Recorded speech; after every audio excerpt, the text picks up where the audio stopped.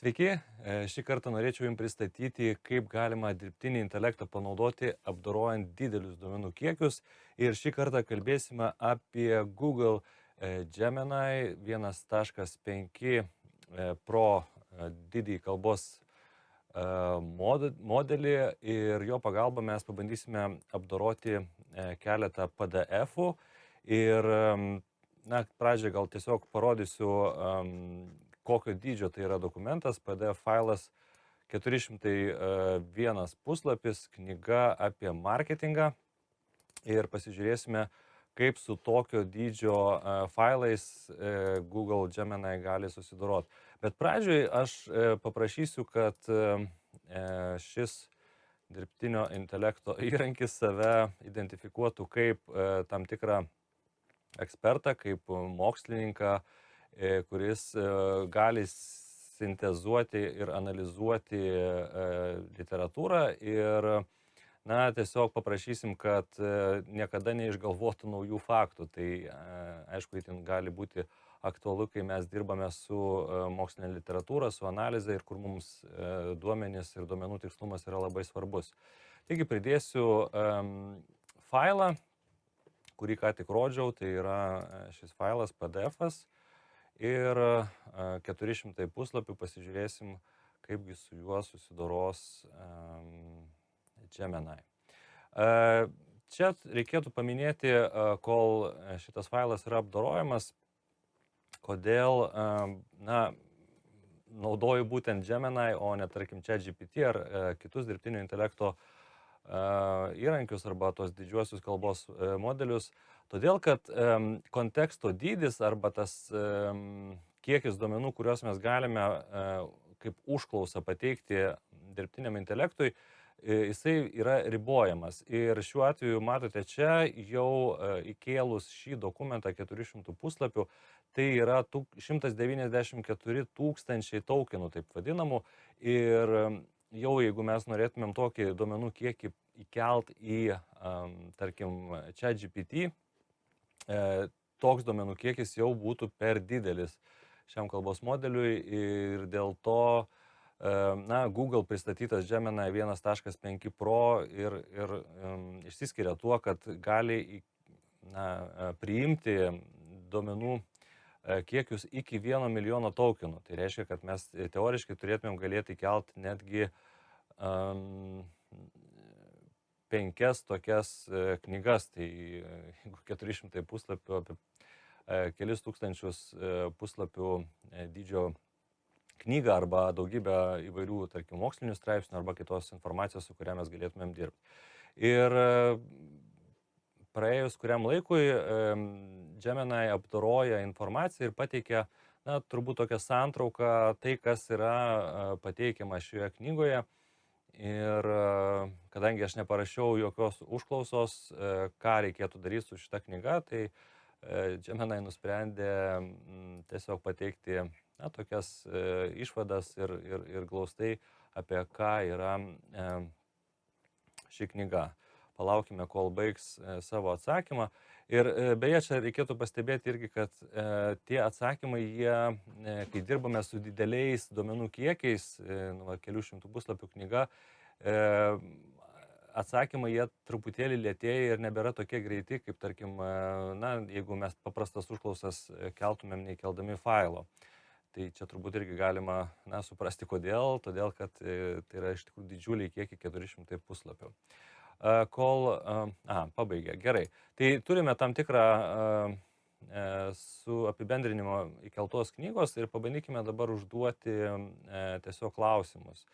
Ir koksgi buvo pagrindinis galbūt klausimas, kuris buvo būtent studijuojamas šitoje knygoje, studijuojamas arba aptariamas.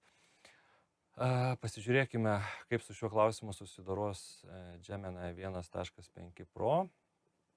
Ir čia matome irgi, kiek užtrunka išanalizuoti vėlgi visą informaciją ir pateikti atsakymą. Ir čia gauname atsakymą, kad nėra kažkokio vieno specifinio tyrimo klausimo ir kad pateikiamas ganėtinai platus spektras būtent kalbant apie marketingą ir viešuosius ryšius, tai dėl to ir neišskiria kažkokio vieno konkretaus tyrimo klausimo. To ir turbūt reikėtų tikėtis, kadangi tai nėra kažkoks tai siauras tyrimas, kaip kad, tarkim, jeigu mes įkeltumėm straipsnius. Tai, kaip matote, Gemini puikiai veikia su didžiuliais duomenų kiekiais ir ką pabrėžia šio modelio kūrėjai, kad ne tik tai galima dirbti su dideliais kiekiais, bet ir tas vadinamas adatos šieno kupėtojo testas, kai kažkur tai vidury įkeltos medžiagos, kurią mes suteikiam dirbtiniam intelektui, kažkur vidury esanti medžiaga jinai nepasimeta, kas dažnai nutinka, tarkim, su ChatGPT, tą pateiktą medžiagą, tai, ką mes pateikėme, sakykime, jeigu tai yra 10, tarkim, ar 5 lapų kažkokia tai medžiaga, straipsnis, tai tie dirbtiniai intelektai, jie dažnai gerai atsimena ir prisimena, apdoroja medžiagą, kuri yra pateikima pradžioje ir pabaigoje, bet tai, kas pateikima vidury, kažkaip tai pasimeta, o būtent Gemini puikiai susitvarko ir su informacija, kuri yra pateikiama ir vidury. Gerai, galim pabandyti dar vieną kažkokią tai užklausą iš šitos medžiagos, pasižiūrėti vėlgi, kaip jisai atsakys. Vėlgi trunka šiek tiek laiko, kol Gemini generuoja atsakymą, dar trumpai pristatysiu apskritai, kas tai yra per didysis kalbos modelis. Jis yra kol kas, tokioj, vadinkim, bandomojoje stadijoje, kaip sakant, currently available in preview. Ir kol tai yra, vadinkim, bandymo stadijoje, mes galime juo naudotis nemokamai. Ir matote, kad yra tam tikri limitai uždėti, kiek galima per dieną pateikti užklausų, 50 užklausų per dieną. Ir nors rašo, kad kiek galima per minutę pateikti tų vadinamų tokenų arba kokio dydžio informacijos kiekį kelti, 32 000, kaip matote, man pavyko jau įkelti 195 000. Taigi realiai, nors ir sako, kad yra tam tikri ribojimai, bet veikia ir be apribojimų. Vėliau jau, kai bus paleista versija, kaip matote, coming soon, kažkada reikės už kiekvieną užklausą mokėti. Ir jeigu įsivaizduot, 1 milijonas tų tokenų vadinamų, pateikta informacija kainuos apie $7. Ir tokio pat dydžio atsakymas jau iš dirbtinio intelekto kainuos $21.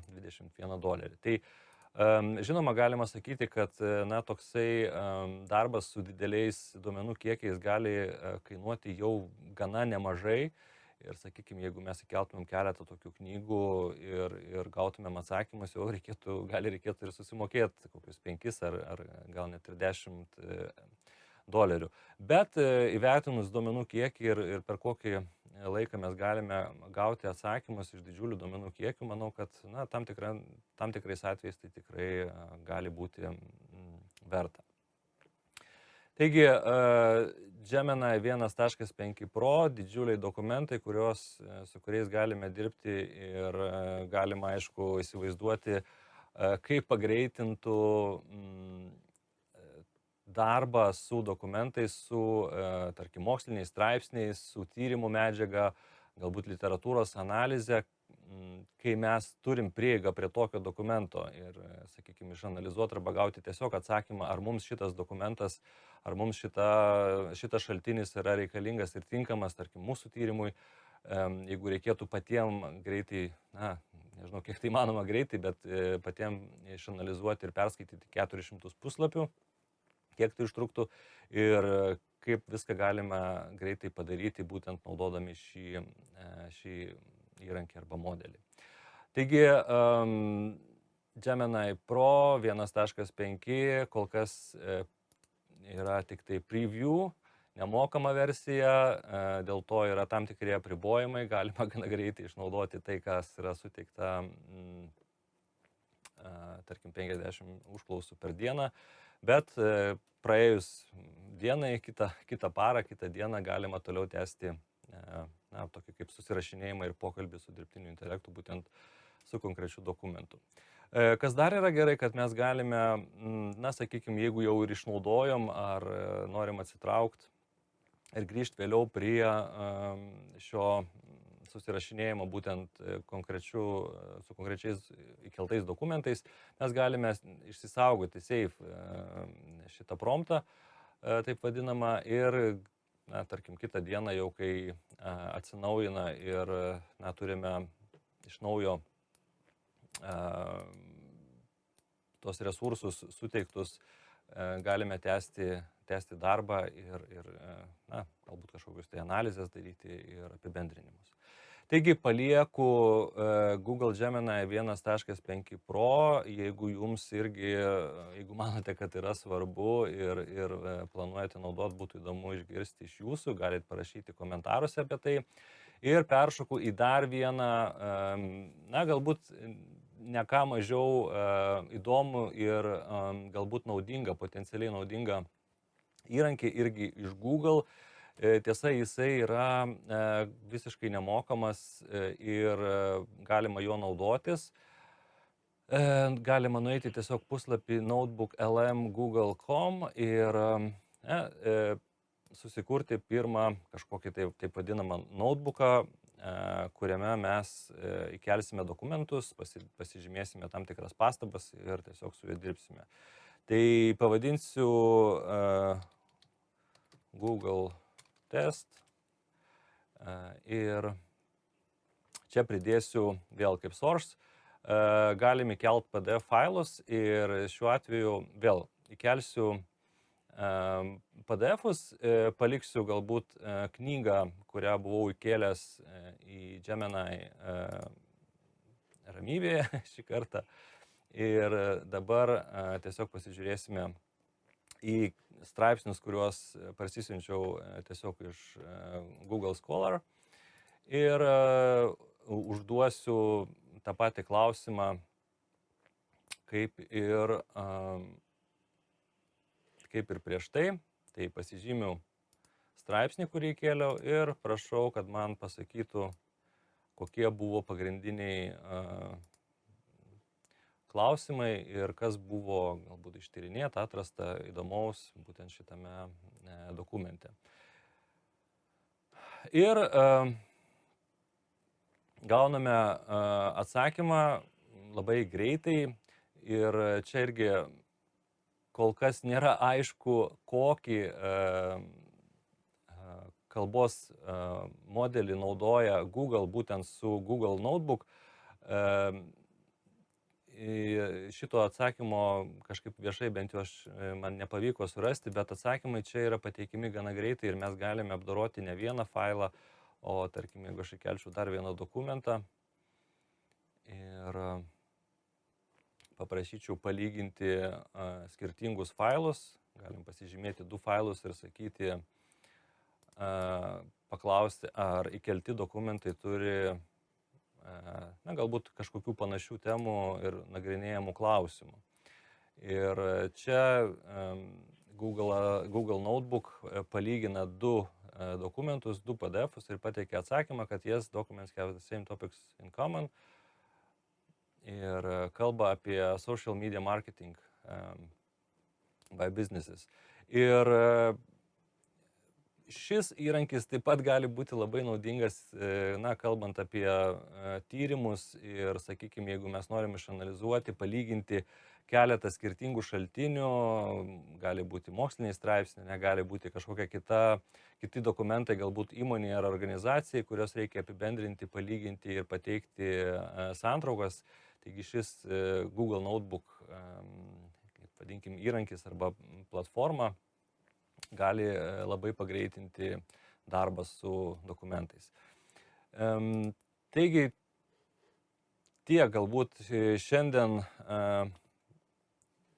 norėjau jums pristatyti ir parodyti 2 įrankiai, kurie padeda apdoroti didelius informacijos kiekius. Jie, žinoma, gali būti naudingi tiek darant tyrimus, analizuojant informaciją Ir tiesa, vieną dalyką pamiršau paminėti, kad norint naudot Google Notebook, mums reikia jungtis per Amerikos kažkurį tai serverį arba VPN naudoti, kadangi kol kas Google Notebook yra, na, kaip jie sako, eksperimentiniai stadijoje, bandymų stadijoje ir prieinamas tik tai iš Amerikos. Tai norint naudot jį iš Europos, reikia kažkokį VPN naudoti. Šiuo atveju aš naudoju Speedify, jungiuosi per Amerikos serverį.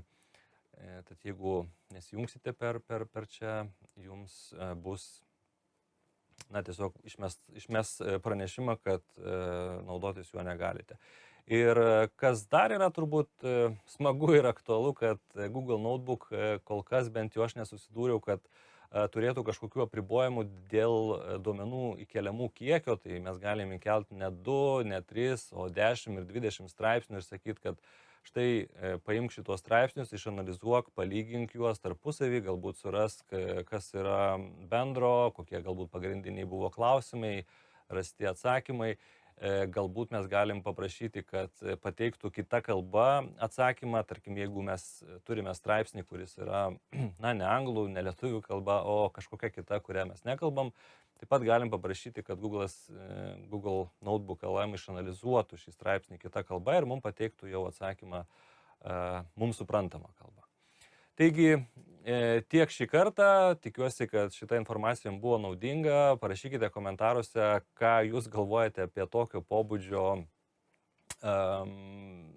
įrankius, ar jie ateityje bus naudingi. Aš manau, kad taip, kadangi galite įsivaizduoti, kaip pagreitėja darbas žmonėm, kurie dirba su tokiais įrankiais ir, na, versus, kurie, na, turi viską, kaip sakyti, skaityti ir analizuoti patys be dirbtinio intelekto pagalbos. Tai ačiū, kad pažiūrėjote iki galo ir iki susitikimo kitose video.